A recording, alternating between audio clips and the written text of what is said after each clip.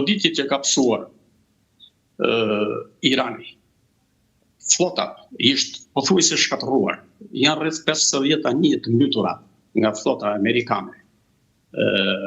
Nuk janë prekur për tani në ndecet e Iranit, por ato janë në ndece me aftësi të kufizuara dhe kështu që edhe ato do të izolohen dhe do të jenë të pa afta për të nuk mund të përballen me flotën amerikane.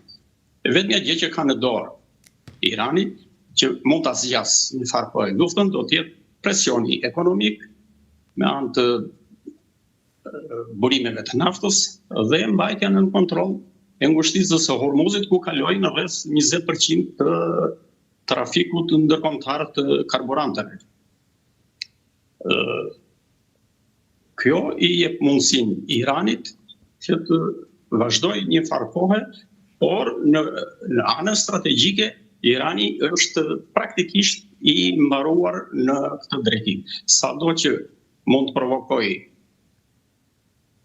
krizën energjetike me anë të kontrollit të transportit të karburanteve në grupin e Hormuzit dhe duke angazhuar dhe organizatat të ndryshme terroriste proxy, ato janë pa perspektivë.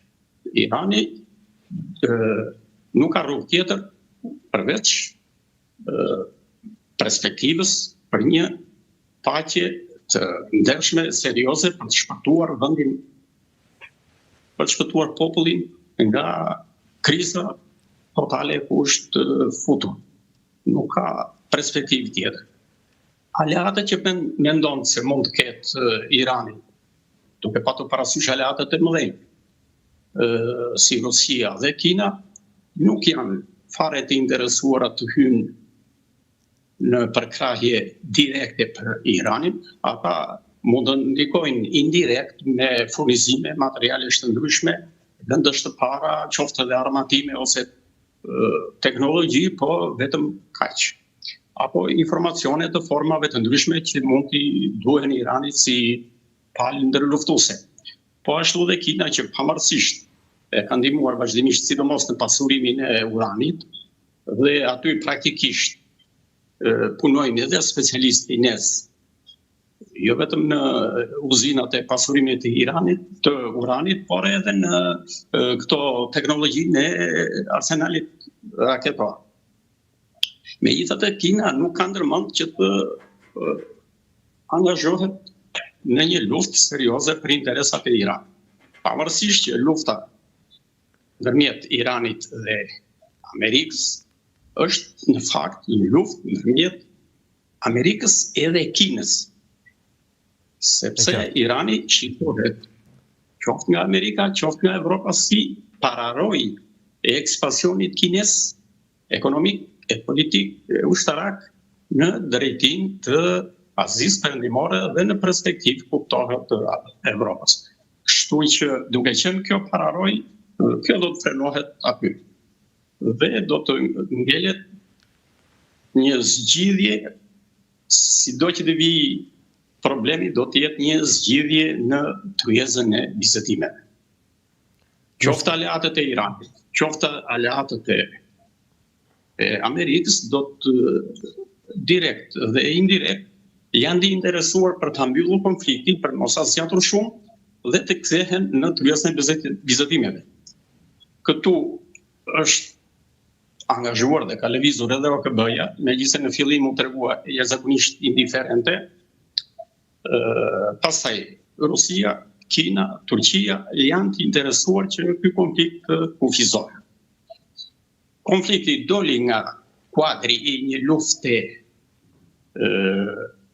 lokale ndërmjet dy shteteve dhe kaloi në një konflikt rajonal, ku janë përfshirë 11 shtete, më duket, të gjithë shtetet e Gjirit përveç Amerikës dhe Izraelit. Dhe konflikti tani mori një natyrë tjetër, me grupe aleatësh nga të dy palët, dhe që Irani shpresonte që të zgjerohesh në favor të tij, duke bërë që aleatët e vendeve të gjirit të reagoni në mbështetje të Iranit, po që kjo gjë nuk u arrit.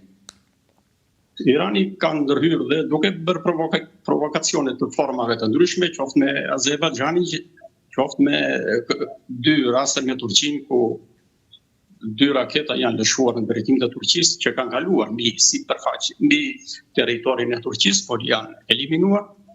Dhe këto duhen parë si gabime të rënda, gabime vdekje prurëse të politikës iraniane, sepse është e gabuar të tërheqësh në konflikt përveç Amerikës dhe Izraelit, të tërheqësh edhe Turqinë, që është shteti kryesor i NATO-s në Evropë, nga pikpamja e forcës ushtarake.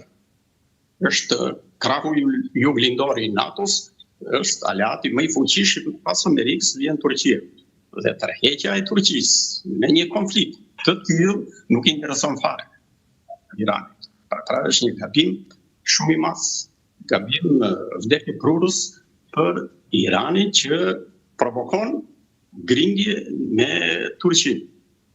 Në këtë kuadër ne mund të shohim edhe problemin që çfarë pozicioni e lidh Shqipërinë me këtë konflikt.